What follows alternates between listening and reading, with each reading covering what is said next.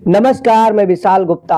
LUCC option 1 Swami Vivekananda licence finance या cooperative society, नाम कुछ भी हो, लेकिन ये चिट फंड के नाम पर फ्रॉड किया गया है। और ये अकेले आपके यहाँ, हमारे यहाँ नहीं, देश के 9 राज्यों के कई जगहों पर ऐसा फ्रॉड हुआ है। लगातार फ्रॉड करता अलग अलग कंपनी का नाम, स्थान और चीज़ें बदलकर, सबसे बड़ी बात कि हवाला के जरिए, यानी कि बैंकिंग में कोई लेन देन का रिकॉर्ड ही नहीं है, नगद ही में लेन देन था। उदाहरण के लिए आपसे पैसा लिया तो एजेंट को पहले उससे कमीशन दिया नगद में, फिर ब्रांच मैनेजर ने अपना हिस्सा काटा, आगे खंड अधिकारी ने अपना, उसके बाद कंपनी में अतुल अग्रवाल के पास काट कर पहुँच गया। ऐसे ही एक दूसरे का चलता, एजेंटों को फायदा मिलता।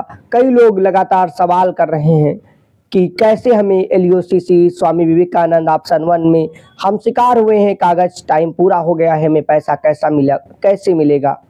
सबसे पहला सवाल है, अगर कोई संस्थान पैरा बैंकिंग के लिए, चाहे वो शहर में हो, सेबी से या RBI से या अन्य संस्थान सोसाइटी अधिनियम के तहत पैसा जमा कराने के लिए लीगल होती, तो आपका टाइम पूरा होने पर पैसा मिलता। फिर भी अगर आपका टाइम पूरा हुआ है, नहीं पूरा हुआ है और आपके साथ ये ठगी हुई है, फ्रॉड हुआ है, तो आप नज़दीकी थाने में जाकर कार्रवाई करा सकते हैं, FIR दर्ज करा सकते हैं, क्योंकि ये सीधे स्तर पर, देहाती शब्दों में कहें तो आपके साथ धोखाधड़ी की गई है, यानी कि अंग्रेजी में से फ्रॉड कहते हैं। और फ्रॉड के खिलाफ हमारी न्याय व्यवस्था में BNS जो बनी है, उसमें भी धाराएं हैं।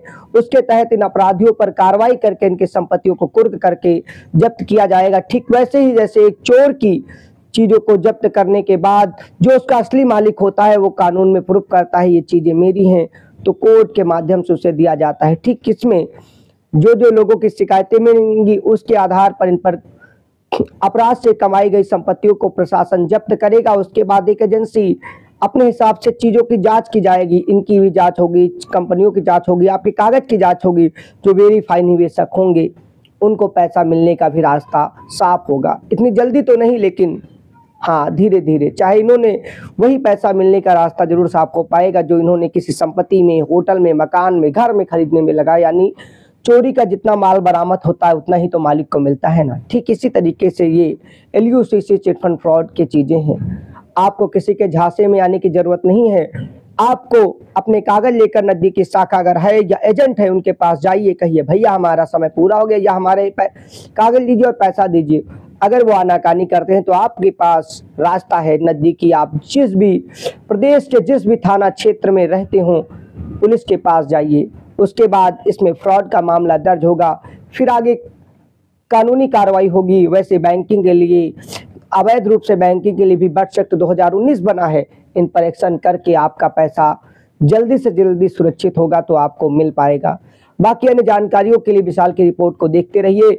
इस फ्रॉड संबंधी हमने 8 से 9 वीडियो बनाए हैं, आपको लॉन्ग में और शॉर्ट में इनके एक एक करता धरता समेत पूरी डिटेल मिल जाएगी। फिर भी कोई सवाल है तो नीचे कमेंट करें, आगे हम सवाल के जवाब देने की कोशिश करेंगे। जय हिंद। चैनल को लाइक से सब्सक्राइब नहीं किया है तो अन्य पीड़ितों के पास भी शेयर करें, ताकि उन्हें मालूम हो कि कैसे पैसा मिलेगा, चीज़ें मिलेंगी।